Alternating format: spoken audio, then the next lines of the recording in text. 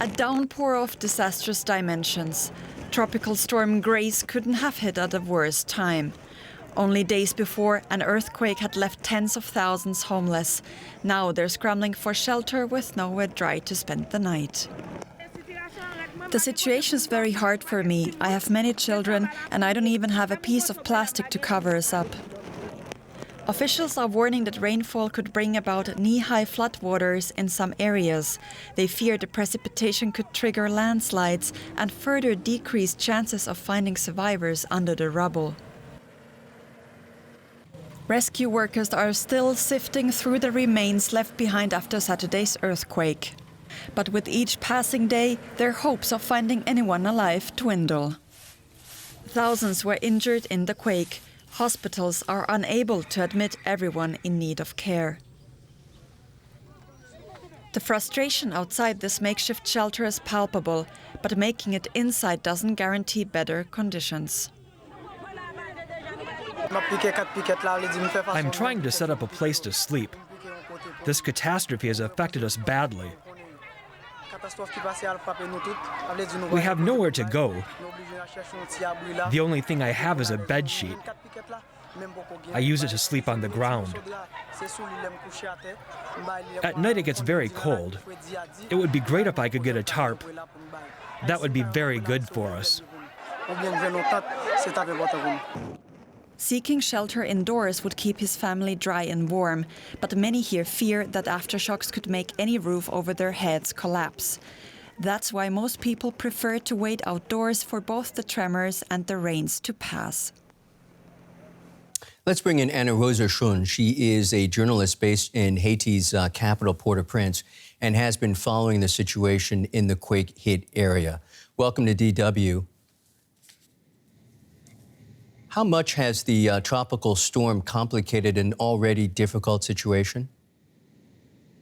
Well, as you can see from the images, it was raining basically the entire night, and a large part of the day of yesterday.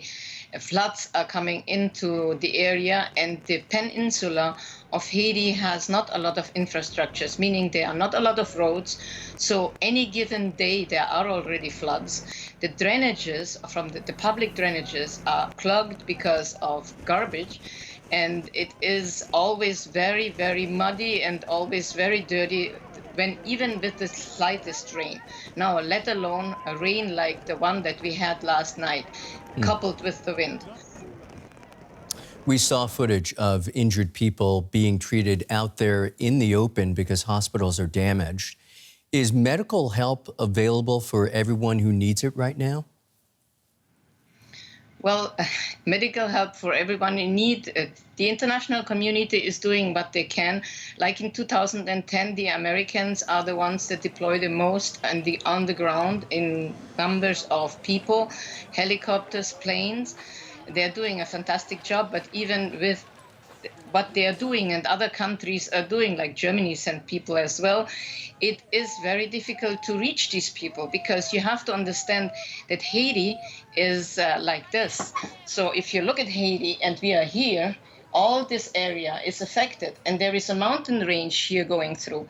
So it's here and all in between. So it's a logistical nightmare to come here, to come to the people that really need help.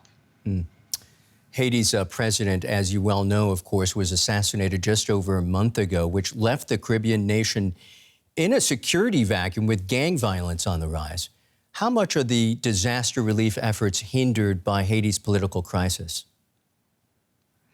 Well, there is a lot of fear that there will be a blockage in the street, in the only street that goes to the south, because this street goes through Carrefour, which is, for the time being, controlled by the gangs. But there was an announcement yesterday and today by the United Nations saying that local authorities had made a deal with the gangs, so the convoys are allowed to go through. That is Anna Rosa Schun speaking to us from Haiti. Really appreciate your time and your work. Okay.